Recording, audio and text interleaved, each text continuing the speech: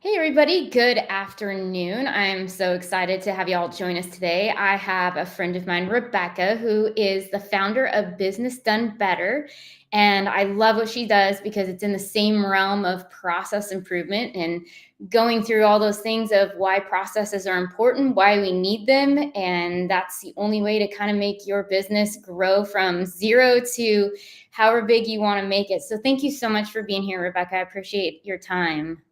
My pleasure, Christy. Pleasure. Happy to be on here. Yeah. So I think you have a really, really interesting story that I would love for people to just kind of hear the backstory of where you were and how you got to the point of where you started this company.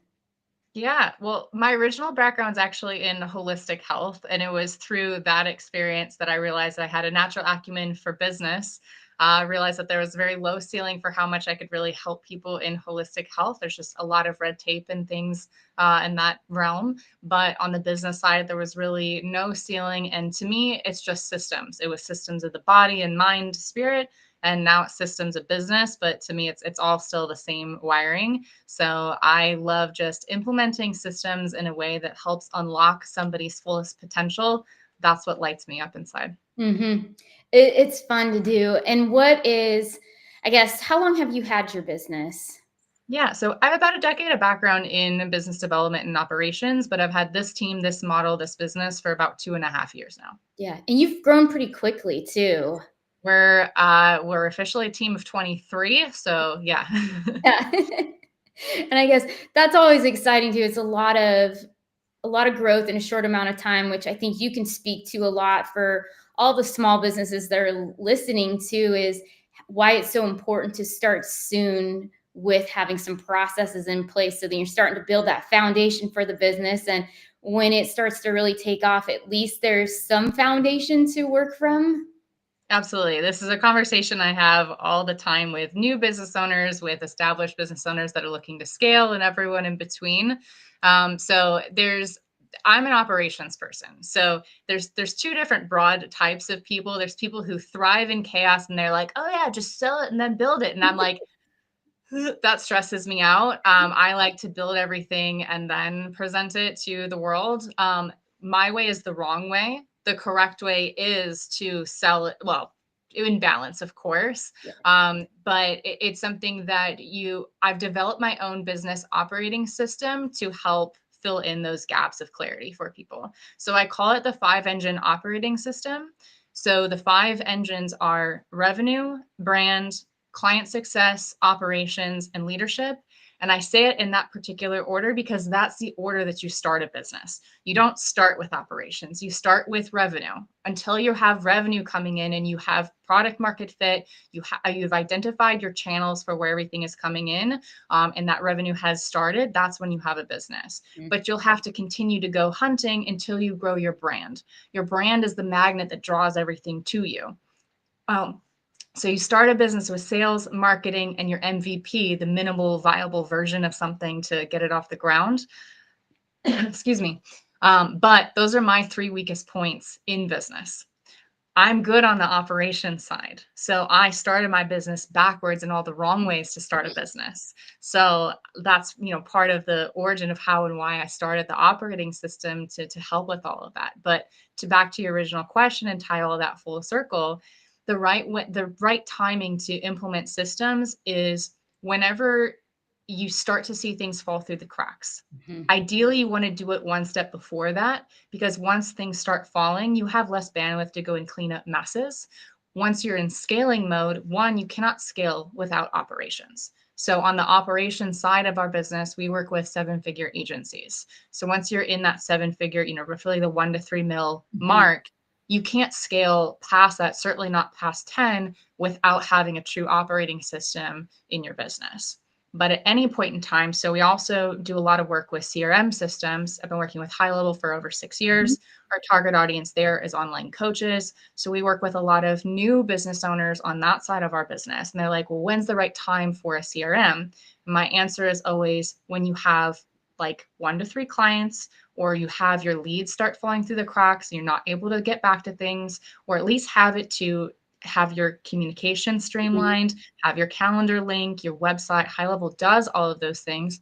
CRM done better is our white label of that. That's a whole other conversation about why not HighLevel direct, work with an agency or niche. But anyway, you always want to do it at the beginning stage, because once you have a whole bunch of clients, a whole bunch of lead flow, now you're bottlenecked and you don't have enough time to go and implement all of those things. Now you're trying to learn new systems while you're handling all the front lines all at the same time, bringing on new team members. Now you're in all this chaos. You don't have the space to implement and learn systems. No, not at all. And I've also seen on the other side is people start to build out processes first. And it's like, that doesn't work either, because you don't even know what your bottlenecks are going to be. You can build a perfect process and it will not even be what you need. Yeah. So designing my business operating system, I like to use the words fluid, flexible, scalable, because that's something that life and business, it's not rigid. You can't build something rigid where it's like if somebody does one little tiny thing wrong, it messes up everything. So building in redundancies, building in fluidity, that flexibility for life to happen, things to shift, that's really important when you're building out processes. There's always going to be the human element to account for as well. You want to lean on tech, AI, et cetera, as much as possible, but you still have human beings in your business. Even if it's just you and clients, those are still people. So there's still going to be a human element. Yeah. And how have you seen more of the technology and the AI start to take over? Because, there's tons of ads out there, all kinds of various software solutions like Scribe and some of those that are, hey, we'll take and we'll write up all of your SOPs and all of that. How have you seen that come into the industry? Sure. So with AI in general, so I have a rule with my team is use AI as often as possible, but always with a human rollover where it doesn't feel like AI. That last part really is most important on the creative side. I think we're all kind of sick of AI created content, even if you EM dashes do have an actual grammatical purpose. But even without the EM dashes, there's still a certain feel of AI writing that you're just like, I start to check out personally, and I know I'm not the only one. No. But when it comes to AI and tech internally with operations and things like that, we use Fathom for our AI note taker, and we have all sorts of automations that take action points from that and assign it into ClickUp on our team and have certain things bounce into Slack based on certain things that were said on that call. It gets put, the link with the summary gets put into our CRM. So we have all sorts of different things like that that can really streamline those kinds of processes. And we're always, optimizing for better ways to do stuff all the time. So our company name is Business Done Better. It doesn't always mean that we know better. It means if better can be done, then we do that. So I think that I've heard some people say, oh, I let go of my whole team and replaced it all with AI for my operations. And I'm like, you replaced your operations with AI. Make that make sense to me. I'm an operations person, and that's not, you use it. Your operating system isn't tech. It's your process and framework for how you operate as a company, your team, how you hit your goals, and it includes how you use your optimal tech stack. So AI can help streamline certain things, but it's not going to replace making decisions. For starters, it can help support you and give you, streamlined data for certain things. Sometimes you have to also account for AI hallucinating. That's something that I think people forget about that so much because they want to take it as a source of truth, and it's not. How many times you put stuff in there and you read it and you're like, no, that's not even close. And you'll type it in of, hey, I don't think this is right. And I love how it autocorrects. Oh yeah, good catch on that. I'm like, yeah. That drives me nuts. I'm happy for us to dig into that one. That it's something that you can influence AI all the time. There's so many things if you really listen to like the people who are really deep into AI and modeling and just how to really leverage it for certain things, how much AI can be influenced, and if you keep pushing it the direction that it goes for certain things. But even just for things like math, I mean, different AIs are better and worse for different things. But that's some things that I've had to do like Excel sheets and stuff like that. And I'm just like, that's wrong. Like your math is not mathing right now. Like what? And I'm just like, I was trying to do some basically 5D Tetrising with Just like something that we were doing of just, we do a partner check with our team every month. They have a new partner to assess certain things, just move them forward as a human being. And so that's something that I have a very strategic process for how I pair the team with a new person each month. And I was trying to see if I could streamline that. I probably put in about an hour and a half of trying to prompt it in different ways. And it was like embarrassingly terrible every single time. Yeah. Yeah, it hasn't got that, because I've thrown different reports and things looking to analyze, and it'll tell me, oh, all your fields are 0. I'm like, but it's full of numbers to use. So it still has a long way to go, thank goodness, because the human element is so important to that, and making those decisions when you're building the process. The AI is always just a tool to help you along with something. It's not in the daily, it's not the expert like your team is living or helping your clients. They're not asking, AI is not asking all the questions to be like, hey, when this goes to here and this person takes it, it doesn't know that. And it can give you well, here's according to a best practice way. Yeah. But those are so loosely held, because every company, while business is business, there's little things and nuances that are unique to a process to align with a company's mission, vision, values, all of that. Well, and just to continue on that train of thought, that AI is pulling from things that are, or things that it has been told. It's from pre-existing data, true or false. So it's a compilation of human inputs. And if you have a whole bunch of people that are inputting things that are not the best practice and not the right train of thought, well, that's a concerning trajectory if you really think about it. So there's all sorts of things that you can extrapolate and just look at those kinds of trajectories that I like to take everything with a grain of salt, just like I do human beings as well. I like to focus on building out the human component as a part of our business, our operating system, just, what we do from a big picture standpoint, because AI is on an amazing trajectory of things that it can help with, things that it is taking off our plate. I lost track of how, if I don't pay for it, I don't even know all the different tools that my team uses with AI. I mean, it's a very long list. So we use AI constantly, but it's something that my focus is building out the human element and how do I empower people internally with our clients, with the community, on how to make sure that thinking through like the critical thinking skills of a human empowered, right? I think that then that person who has that high level critical thinking skills can use AI to enhance them, not the other way around. So that's always my perspective. Yeah, no, I definitely agree with you on that. And I think it's just a good thing to always continually be reminded of and to call out, because it is so easy to just let that start to fade in the background. Yeah, for sure. So question for you, when you are helping clients build out their processes, what does your own process look like of, hey, we're going to start to evaluate where you are, or maybe people are coming in and they've already had processes, but now they're starting to be bottlenecks in those. How do you go back and help them optimize the processes they already have? Absolutely. So the first thing that we do on the operations side of our business is do an assessment. So that's about an hour and a half call that we do with the clients. And we have a 45-point scope that we run through that spits out a stoplight report like in real time. And that tells us where all the operational strengths and gaps are. And then from there, on that same call, we put together what is our commitment to fulfill on, like what are the main points of focus to really get them unlocked. So from there, our full program is a 3-month program that we dig into the weeds with them together. So once they're in the program, the first phase is we do a blueprinting mapping session where we run through their whole client journey, their org chart. We also run through their core values as a starting point. That's something that with core values, I always tell founders, that's your North Star for how you make decisions as a business.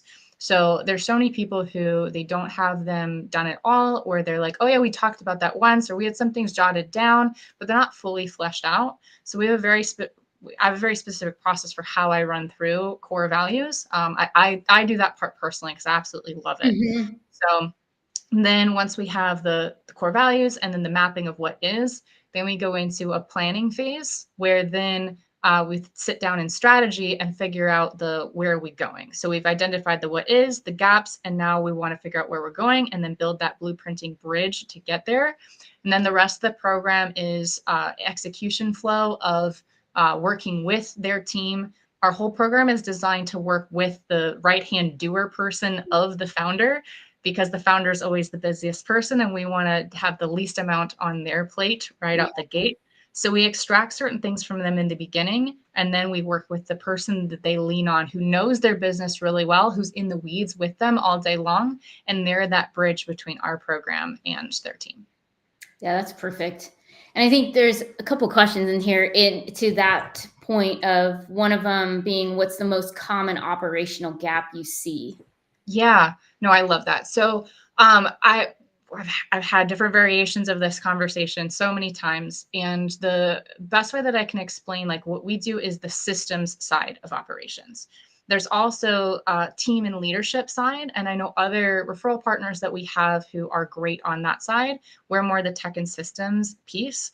So for us, that list is core values, and your core 4 tech stack, which is your CRM, project management, file repository, communication. Also, your execution flow. We have a specific process for that. How are you getting things done? Your naming structures. What are your naming standards for how you title everything so that everything can be found easily and there's not this lack of clarity. Role descriptions, org charts. So we dig into that whole list. As far as what's the most common, it's really, it varies wildly, but it's always somewhere on that list. And that's why we always start with the assessment. Yeah. Because it's chaos is connected to all of that list that I just mentioned. It's not necessarily, people think that it's just, let's just touch this one thing. It's just my CRM, or it's just my project management tool. Okay, cool. But that's also your journey flow. It's your naming standards. It's your, core values. It's your role descriptions and expectations. It's your org chart of who would you have on your team and how are they all connected and how are they communicating to each other. Your meeting flow. I mean, you can't just take out one little corner without addressing all the rest. It's like a ripple effect. When you drop a rock and you think it's here and then it just goes out, out, out. And pretty soon now we're looking at the entire company, because it's stemming from all different angles of what the actual problem is. Exactly. Yeah, it's interesting. And then the other one, how do you ensure these processes are sustainable or last after the initial shine wears off? Because people love to be on board, like, this is great, we're so excited, we're going to go through this, and then a month later, it's collecting dust, they can't find it on their computer. Yeah. So for that, we do the initial overhaul of everything. So I don't want to say excavation, but we can do that. I don't want to scare people. I like to meet people where they're at. So, there's different levels of what we can do initially. And then, but we're putting in sustainable practices. That's why we always start with the strategy piece at the beginning, or first we have to identify what is, so then we know all the details. And then the next phase is the strategy piece, where we're looking ahead and we want to make sure, okay, so we're doing an overhaul on things. What systems do we implement where we know where you're going, even if it's 5 years down the road, so that we build things in a way that you don't have to change tech stacks, especially down the road. So if someone's using Notion, for example, like that's as a project management tool, when it's not a project management tool, okay, let's switch you into ClickUp. Great, no problem. We have templates and frameworks for that. We can get you up and running quickly. Have good practices so then it's now sustainable. Have a champion internally. That's the biggest thing of how I differentiate us versus a fractional COO. People are like, are you a fractional COO? I'm like, I can replace what a fractional COO's expectations would be, but we have the power of a whole team, and we're working specifically with certain ways of championing people internally on your team, so that way they can hold that torch after our work has completed. We do also have a month-to-month support after our program ends, that somebody can stay in the conversation. It's a fraction of the price of our full program, and it just keeps that door open, where then it's like, cool, we're not going anywhere. We're not like, okay, we did the thing, bye. Right, yeah.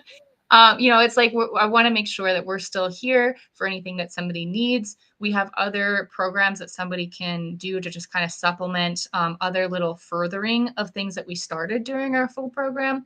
And somebody could also repeat our full program if they wanted to, because we would go through a whole other set of deliverables. Mhm. We've already set this foundation, but so how that works, long story short, we have uh, I'd say it's a weighted list of all the different deliverables that we could do. In total, that list is, I think, 55 points. We do a scope of, we had it at 20, we might even drop it down to 15 scope. And then, so that's not the whole list. And once you've done those things, then there's going to be another layer that there's going to be added on. There's not an end point with operations. Right. There's a threshold that you hit for, okay, cool, I can take a breather. Things are more smooth. People are more clear on what's expected of them and where to go for where and how to find things and access, etc. But your business is always evolving. Your team is evolving. The world and technology is always evolving. So there's always going to be more fluidity and things to build on.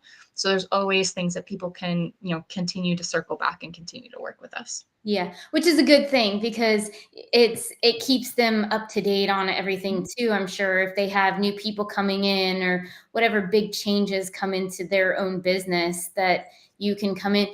Do you ever have where they want to come back in and let's say you've built out the processes, a really great foundation for them, and they say, hey, you know what, our accounting department's going through whole bunch of changes. Can you come in and help us redraft just for this department? Yeah. So we have, to answer that, this is the best way I know how to answer that. We have three different buckets of our company. We have the CRM software side, then we have the operation side on the high ticket, and then in the middle we have our fulfillment arm. So that is where you have us, you know what you want, and you have us go and do it for you. Yeah. There's not strategy attached to that. It's we're your outsourced doer team. But there's a big gap between the cool, I just want some, workflows and funnels built out versus full scale operations. So we kind of have like a bolt on strategy where you're just paying for like a small package of strategy essentially. So it's, you take our fulfillment arm, or we call it business in a box. That's our team done better fulfillment arm, and then bolt on some strategy for that. And then that would be for the example that you said. Okay. Yeah, that's good to know because I'm sure a lot of businesses have that pop up. Mhm. Kind of next question for you. As small businesses are kind of getting started, what is a good point where they need to? So we talked about your model, that's the revenue, the brand, like all of those going in. What is the certain threshold? Do you have like is there a dollar amount, or is it just when right before things get chaotic and dumpsters are starting to catch fire that they know, hey, this is a good, sign that you need to start putting processes in place? Yeah. So, as far as putting process in place, my perspective on that is always as soon as it's on your awareness, you try to implement it Mm-hmm. in the best way possible. Something is usually better than nothing. As far as working with us on the operations side of our company, like the roughly the 1 million mark that's kind of like the ideal threshold, like anywhere in the seven figures. Mm-hmm. But we have a technical floor of like 500K annual Okay. revenue. So, and at least bare minimum, we like five as a minimum, but two people is like the bare minimum team size. Team sizes of 20 are kind of our like revenue 3 to 5 mil, and team sizes of 20 is kind of like our sweet spot. But team sizes of 5 to 100, anywhere in there, we can work with. We do have a client that it's a 1.5 person team when they started our program technically, but she was doing about 500K with that size. And she was like, okay, I need to unlock myself and grow, and I have the revenue, so I'm happy to pay for the program. I was like, okay, that's fine. Yeah. We can obviously support that, and we're going to be able to get more done because there's not as much mess to clean up. Mm-hmm. So, we don't mind taking on clients that are on the lighter side as long as it's the revenue, like, they have no problem paying. It's not going to put them in peril to pay for our program. Yeah. Is there ever like advisory that kind of comes in as well as if you're, going through this with them and really understanding their business, are you advising, saying, I understand how you're doing it today, but if you want to grow and sustain, this is maybe not the best route for you guys to go. There needs to be some shifts and changes. Yeah, I have those conversations all the time, both on the tech stack and team are where that conversation comes up the most often. There's certain things where tech stack, happens all the time where people are like, they're using this, like, no, we love this. I'm like, okay, that's fine. So I let them just, sit with that. I don't force that. You don't have to switch to the tech stack that we advise to work with our program. But there's certain things that there's a reason why we work with Slack, Google Drive, ClickUp, HighLevel, because especially when you're an agency, then that's the tech stack that makes the most sense. Yeah. You're missing out on functionality when that's not the case. So, you don't have to, but we always want to, if you're like, okay, no, I want to use Notion as my project manager. Okay, fine. We're going to stress test it. There's going to be certain processes that we're going to paint the picture of that value and the difference that that's going to make in your business. And then we're going to, at the end of the day, the client has that choice. Okay, do I want to not have that functionality where I know that this is going to be a bottleneck that's going to probably cause some issues? But I've decided that, nope, I want to stick to this program. I'm married to it. I don't want to change out of it.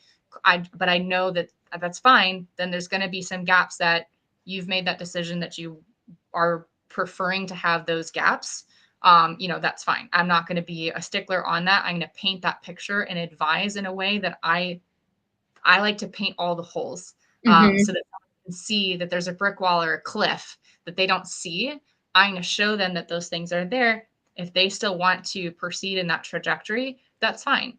They get to deal with, whatever's on the other side of that. Sometimes it's totally manageable. Sometimes they end up falling off of a cliff and then they come back around. They're like, oh my gosh, that was such a mistake. I'm so sorry. We're ready to fix it now. I'm like, okay, no problem. I like to meet people where they're at.